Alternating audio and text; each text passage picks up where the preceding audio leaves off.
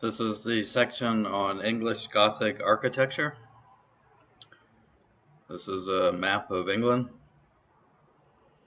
I was a research professor at Lincoln University in England for 8 years, from 2007 to 2015, doing research on Lincoln Cathedral and English Gothic architecture.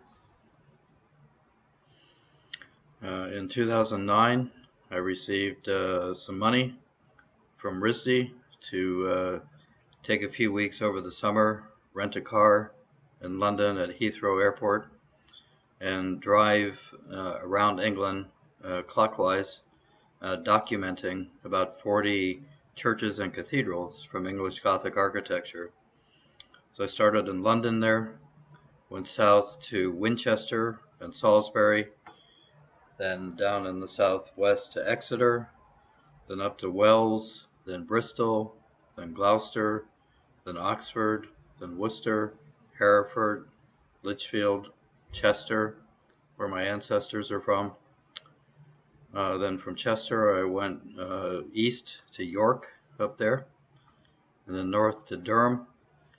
Took a day off, went up to Scotland, then went back down to Lincoln, then Southwell, or it says, looks like Southwell, but it's pronounced Southwell, south of Lincoln there, then Peterborough, then east to Norwich, Ely, which is just east of Cambridge, then down to Canterbury in the southeast there, back to Winchester, and back to London to complete my trip. I rented this car, the Kia, in the foreground there. There it is, parked in Norwich in front of a bed and breakfast. I didn't have a huge amount of money. I was able to buy an expensive camera. It was supposed to be the best camera there is for taking architectural photographs. The only problem is that I had to give it back to RISD after I was done. And I didn't have a lot of extra money, so I rented this cheap Kia car, which was kind of a mistake. It goes from 0 to 60 in about 2 hours. Has no acceleration, which made things difficult because in England they have roundabouts rather than traffic intersections, so you have to get into this roundabout, go into circles, and then accelerate out of it in your exit. So every time I did that, I would be surrounded by people in their Mercedes-Benz and BMWs driving past me, honking their horns because I was accelerating so slowly out of the roundabouts. Other than that, the 2 weeks went by pretty uneventful. Nothing happened until the day I returned the car. I was 5 minutes from the rental agency at the airport when I crashed into a guy in a roundabout. The guy was it was his first time ever driving a car. It was his father's car, so he was really freaking out. Fortunately, I signed the thing on the insurance form saying that if anything happened, the insurance company would pay for it. So everything was paid for, the damage to both cars, no problem. I found it difficult driving in England. You have to drive on the other side of the road, and you have to sit on the other side of the car. So I had difficulty judging distances. So I hit a lot of things along the way, like curves and bushes and walls and things like that. At one point in time, I blew out a tire and had to call roadside assistance not far from Glastonbury and Wells in Somerset. And they came, and then the next day I had to take it into the garage in Bath. But other than that, it was a good trip. Stayed in some bed and breakfasts, and then for about the first half of the trip, and then in a chain motel called Premier Inn, which is everywhere in England, for the second half of the trip. So it was fun. I got a lot of pictures taken, a lot of documentation done. It was just one of the bed and breakfasts I stayed in southern England. They had the best eggs I've ever had there, best scrambled eggs.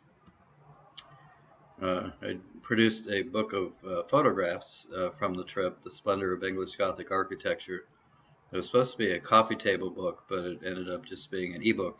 It's a nice ebook. It's only like $10. You can put it on your computer. That's a picture of the crossing at Wells Cathedral there. So The first ribbed vault appeared in Durham Cathedral, which is a Romanesque cathedral, but the first Gothic cathedral in England is Canterbury Cathedral in Canterbury. So this is a view of Canterbury Cathedral. This is the head Church of England. The Archbishop of the Church of England is here. That's Thomas Becket. What do I have here? It's a Magna Carta. So Canterbury was it's a Gothic cathedral, but it's in the French Gothic style. So it's not an English Gothic style cathedral quite yet, although it has hints to come. The first fully English Gothic architecture is at Lincoln Cathedral. The Archbishop of Canterbury, Thomas Becket, was murdered here in 1170 by the soldiers of Henry II. That led to the drafting of the Magna Carta, which announced the separation of church and state. This is the Magna Carta. This is what it looks like. It's about the size of a piece of notebook paper with just the tiny writing on it. There's 5 copies of this. One is at Canterbury, one is at Lincoln, one is at Salisbury, one is in London, and one is on a permanent traveling exhibition in the United States. It was one of the bases of the American Constitution, the basis of the separation of church and state in America. So it's extremely important to Americans. So the shrine to Thomas Becket became the main pilgrimage destination for pilgrims in England. It's already the head church in England anyway. There was a famous book written about the journey of the pilgrims from London to Canterbury called the Canterbury Chels, written by Geoffrey Chaucer in about 1400 AD. When I did my pilgrimage to Canterbury, there was a lot of traffic, and I remember sitting behind a tour bus for about 2 hours on the road to get there. So my pilgrimage experience was a little different from the pilgrims as documented by Chaucer in 1400. Most of the building is in the later decorated English Gothic style, but the east end of the building, the choir and the shrine to Thomas Becket are in the French Gothic style. The day I visited there, the graduation ceremonies were going on for the University of Kent, so I was only able to get into the east end. So this is the east end for the choir of Canterbury Cathedral in the French Gothic style with some slight variations. The main mason or architect, there is no real architect in the Middle Ages, but people use that term just to describe the activity of the master mason. So the master mason is William of Sens. He's from France, but he died when he fell off scaffolding, and so the work was taken over by William the Englishman, who introduced some variations to the French Gothic style. And then William the Englishman was assisted by Geoffrey de Noyers, who traveled to Lincoln and became the master mason at Lincoln Cathedral. The Bishop of Canterbury at the time of this construction was Anselm of Canterbury. Anselm of Canterbury is referred to as the father of Scholasticism in England. He's a very important writer. The construction is very well documented by a monk named Gervase of Canterbury. So more is known about the construction of Canterbury than pretty much any other cathedral in England. England is divided into dioceses like other countries in Europe. So the cathedral is the building in the diocese that has the chair of the bishop or the cathedra. So it's French Gothic. You have Springer poles on top of the columns, just like at Chartres Cathedral, going through the spandrels between the ogival arches and the arcade through the triforium. Then there's a little variation. The corbels on top of the Springer poles are in the spandrels and the triforium, so they don't quite go beyond the triforium. That dark marble is called Purbeck marble, which you see a lot of in English Gothic cathedrals. It's from the Isle of Purbeck off of England. Then you have, for the most part, French quadripartite vaults up above. There's Becket's Crown, it's called, the shrine of Thomas Becket, murdered here in 1170. He wore a hairsuit, which is pretty common, a kind of a chain-link thing that monks wore to preserve their chastity with a lock on it. The story was that when he was stabbed to death on the altar by the soldiers of Henry II, they took his hairsuit off and worms crawled out of it to show how chaste he was. But it had been so long since he had taken his hairsuit off that there were worms in it. That was the story. So springer poles going up through the elevation, lots of stained glass windows, which is very unusual for England. You almost never find many stained glass windows in England. It pretty much rains every day of the year in England.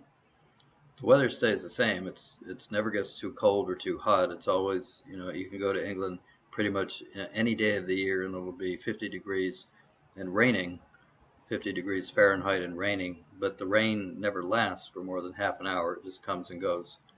Unlike here, where you get rainstorms that last for hours, that doesn't happen in England. So here's a view from the choir at Canterbury, looking down toward the nave, which was created in the later decorated and perpendicular style period of English Gothic architecture, almost in the late 15th century.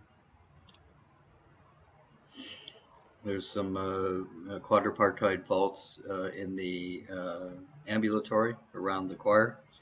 You can see it's a kind of a space frame where the ribs are supported by springer poles or poles that are separated from the walls of the church.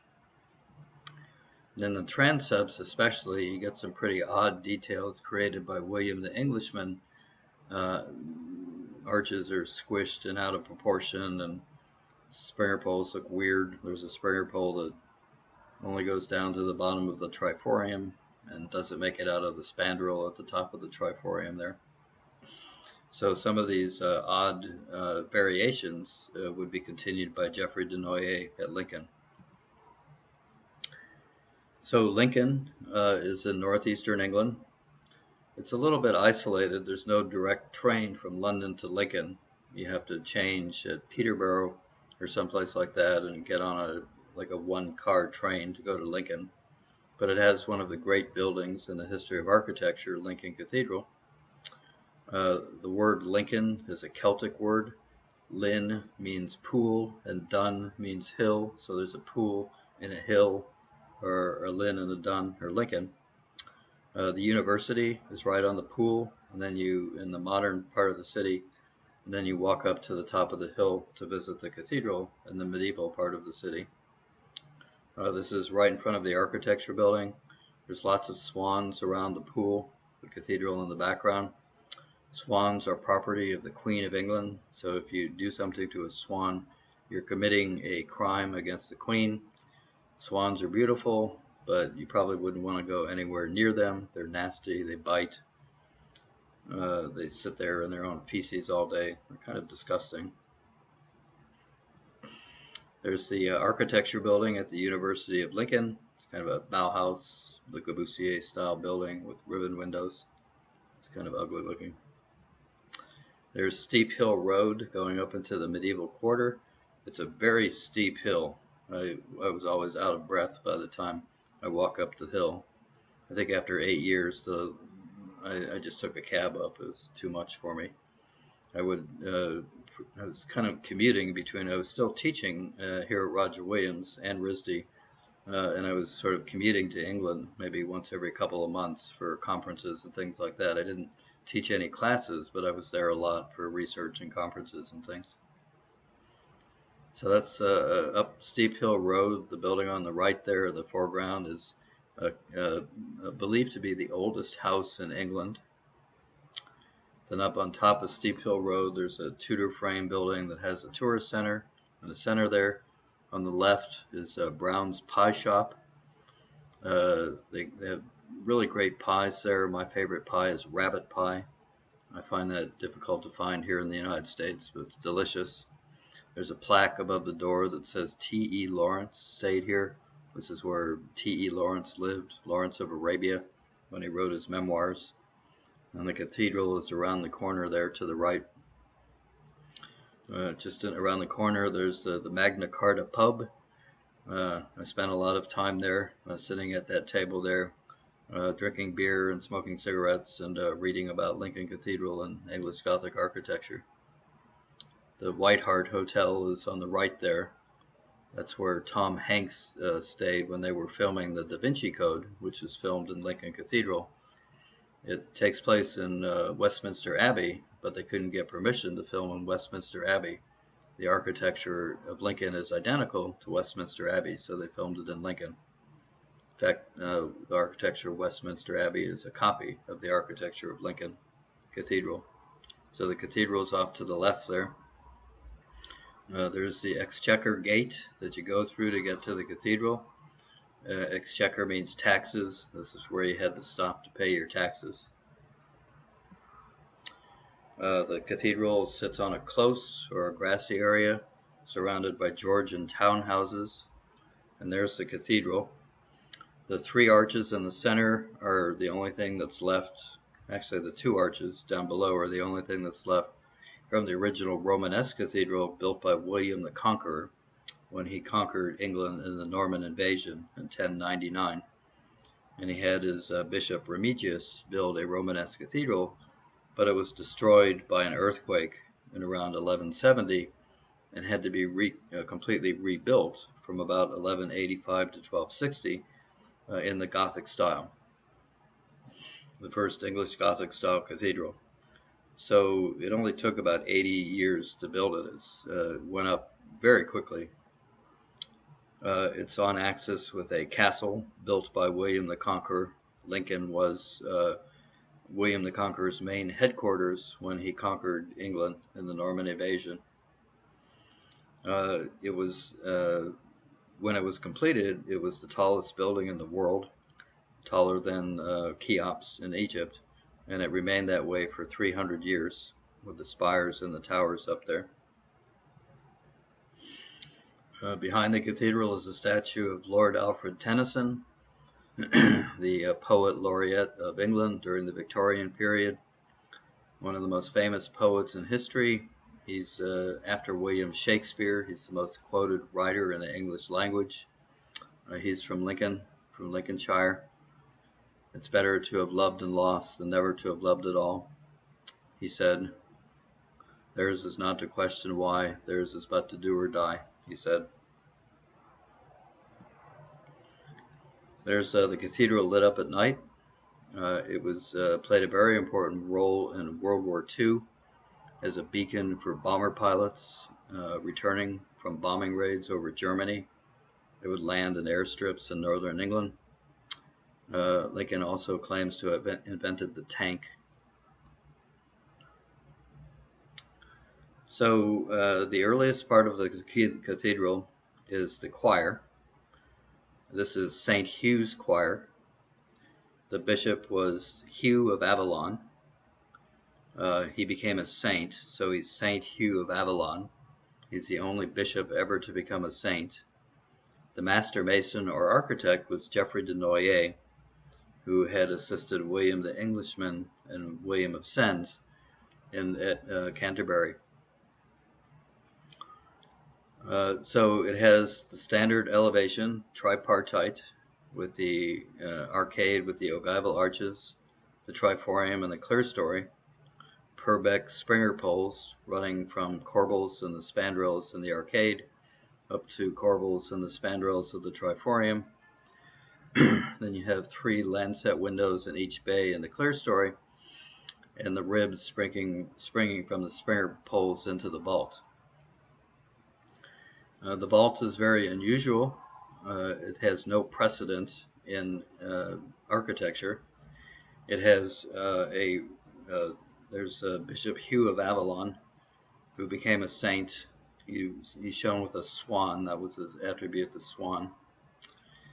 The vault has a rib running down the center called a ridge pole that had never been seen before, and then it has ribs that don't cross all the way across the vault. They start from the springer pole, and they only reach the ridge pole. They're called tiercerons, which is a French term meaning third rib, Tierceron, and they have no precedent in the history of architecture.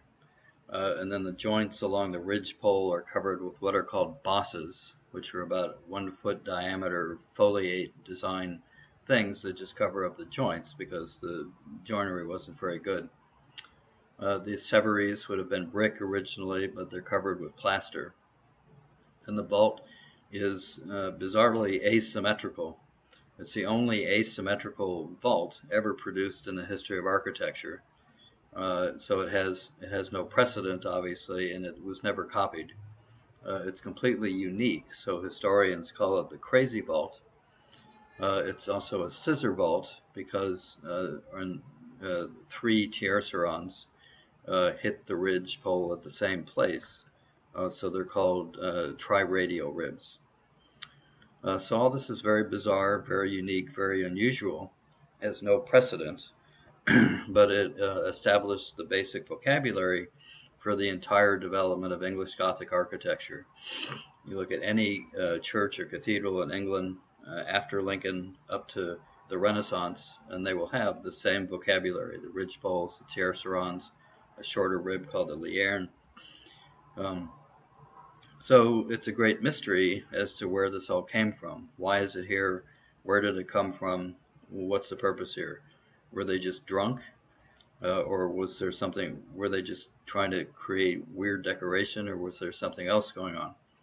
So that's why I was hired by the university as a kind of a history detective to come up with some sort of answer as to what's going on here.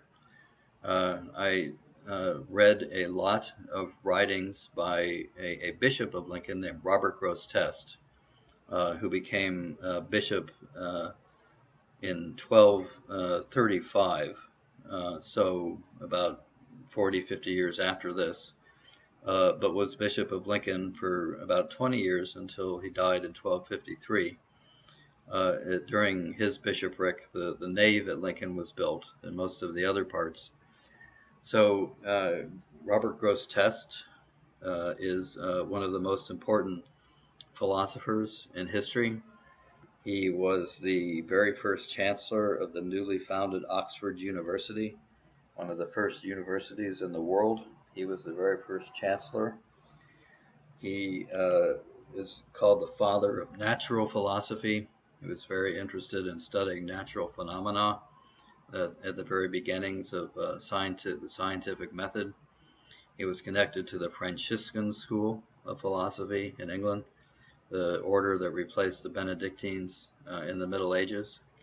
He wrote the very first translations and commentaries on Aristotle in Latin in the Middle Ages. So he's said to have introduced Aristotle to the West.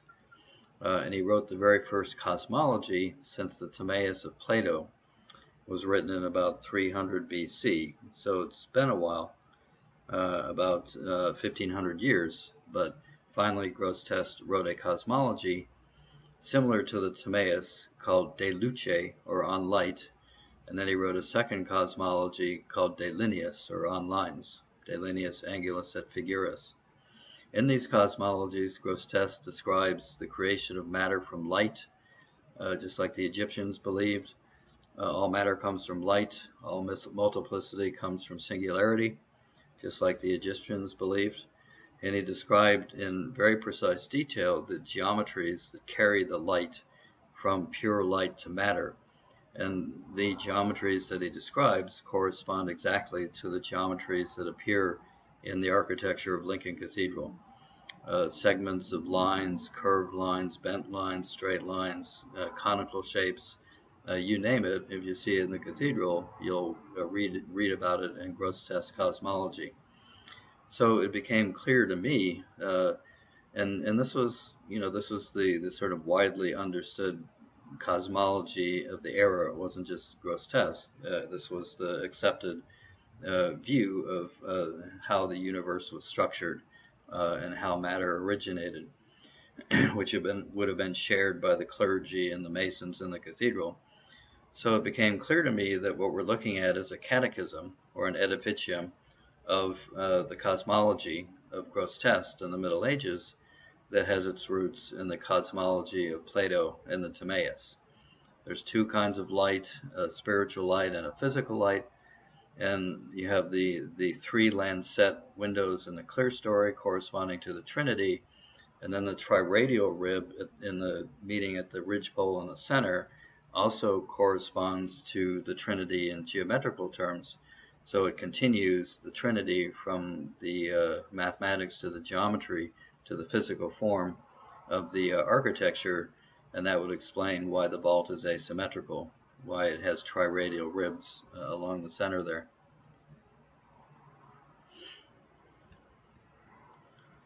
So that was Bishop Hugh of Avalon, who commissioned the St. Hugh's choir with the swan.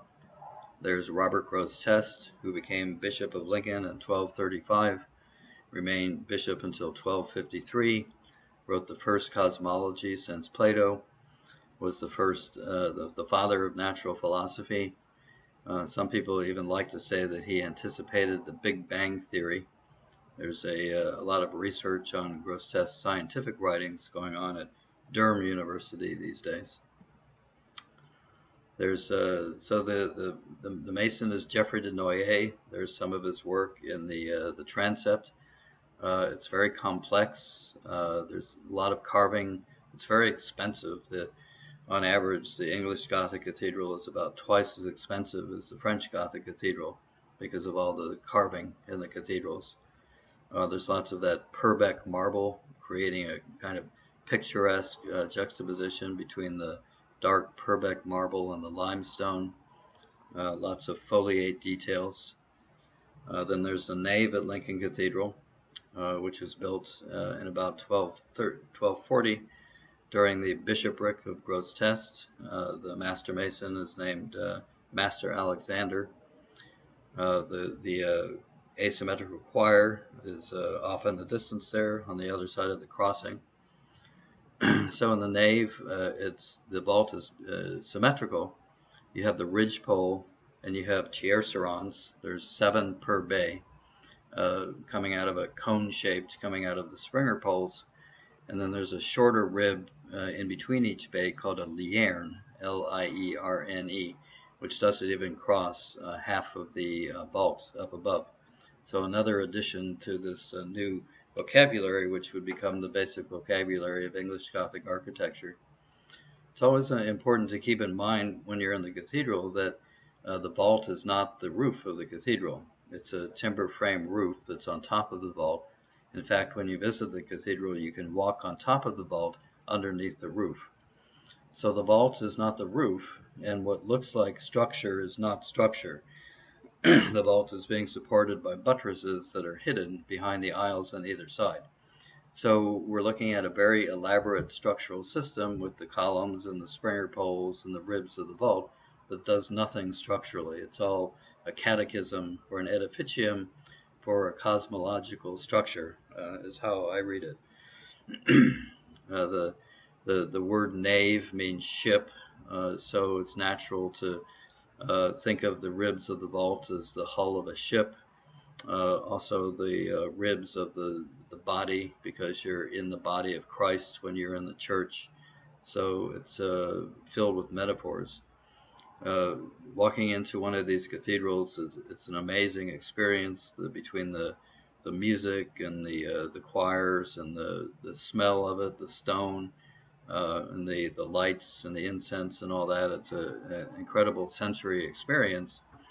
But then you start to understand how the mathematics, the underlying mathematics and geometry works, the intelligibles of the architecture. And so your mind ascends from your knowledge based on sensory perception to your knowledge based on intelligibles or archetypes or more abstract forms of knowledge. And in the Catholic Church, that ascent is the ascent to God. So the architecture is designed to facilitate the intellectual ascent to God primarily. So there's the vault in the nave with the 7 tiercerons in each bay, the painted separaries, the liernes between the bays, and then the elaborate bosses covering up the joinery. The chapter house at Lincoln has the first umbrella vault in English Gothic architecture. This is where the clergy meet for the church council. This is where a scene from the Da Vinci Code, the movie, was filmed with Tom Hanks. There's details of the architecture with masons and pilgrims winking at you, going along their business. There's me wandering around the cathedral, which I did a lot, walking over people's graves. Most cathedrals are built on cemeteries or graveyards. There's also Roman ruins in Lincoln. Lincoln was a Roman colony. One night, a mason gave me a tour in candlelight and pulled up stones that had Roman ruins underneath the stones. That was pretty interesting. There's a meeting house right next to the cathedral. We had lots of conferences during those 8 years that I was a professor there. The last one took place at the meeting house. There's Nick Temple talking to the group. Nick is I've known for a long time. He's the one that hired me to do the research at Lincoln, and we collaborated on a book project about Lincoln Cathedral. There's our book, Bishop Robert Grosseteste and Lincoln Cathedral, edited by Nick, myself, and Christian Frost, who teaches in London. That's my photograph on the cover there.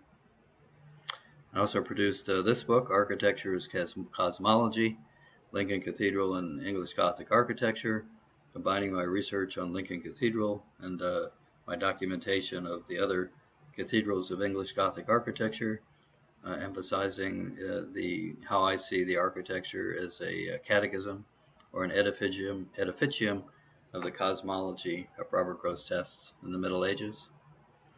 I also published another book with the same photo on the cover, just on the philosophy of intellect and vision of Robert Grosseteste, the Bishop of Lincoln.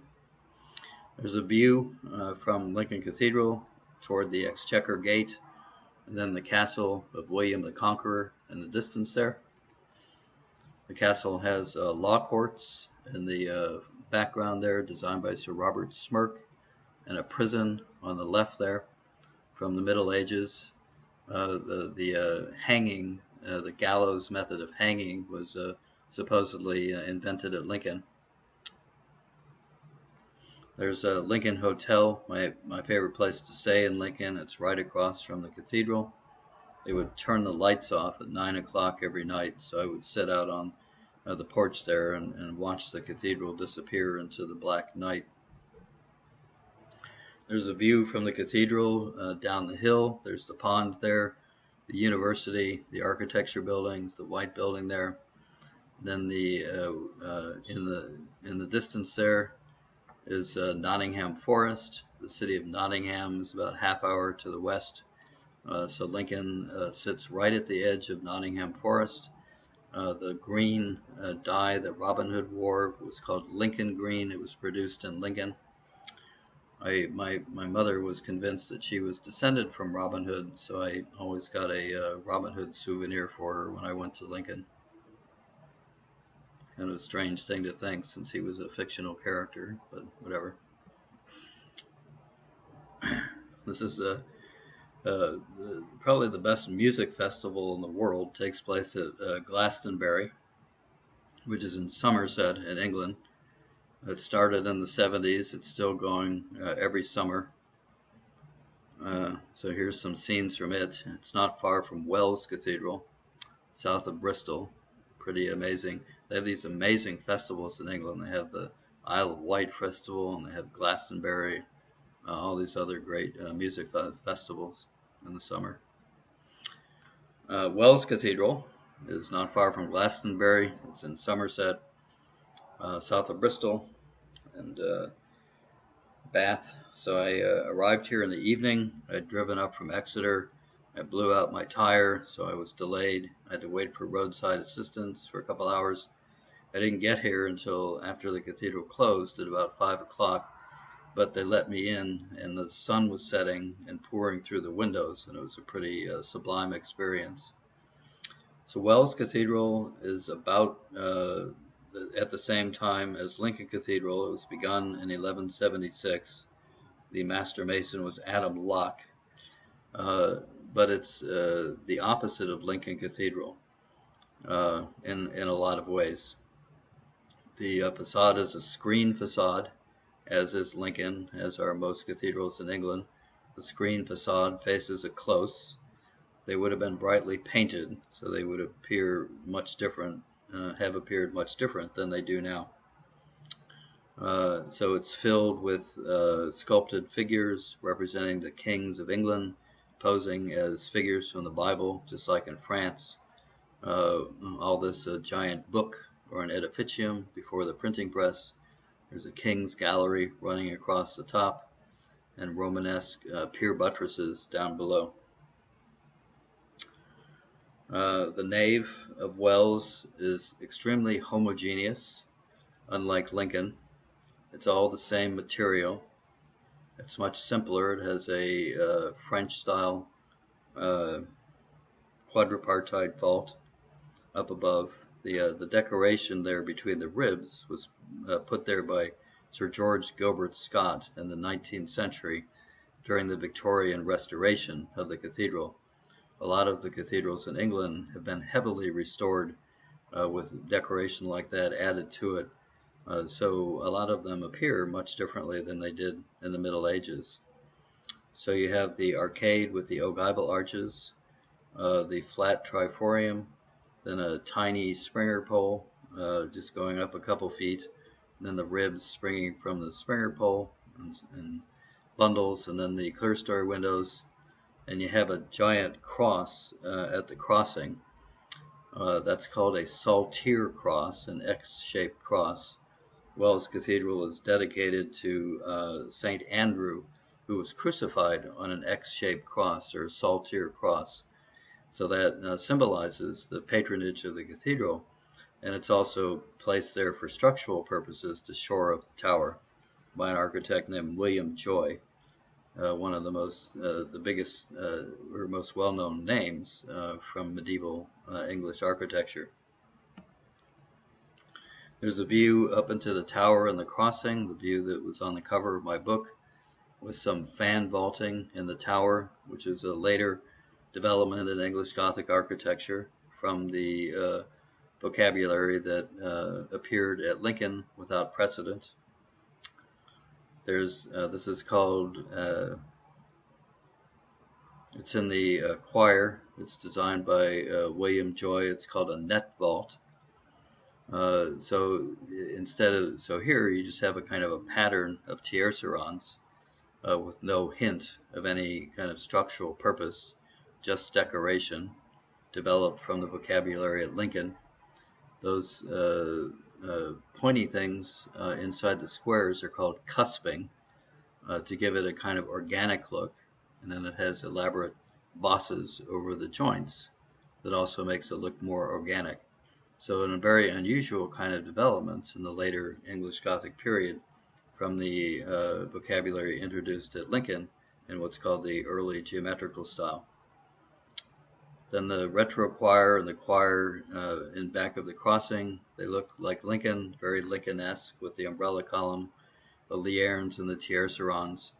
It's pretty amazing wandering through this architecture. You feel like you're in an enchanted forest or something, where the architecture feels like it blurs the line between the human mind and nature, which is what architecture is supposed to do. There's a well-worn staircase going up to the chapter house. The stairs are worn down by the monks going up and down it over hundreds of years. There's some Purbeck marble columns on the sides there.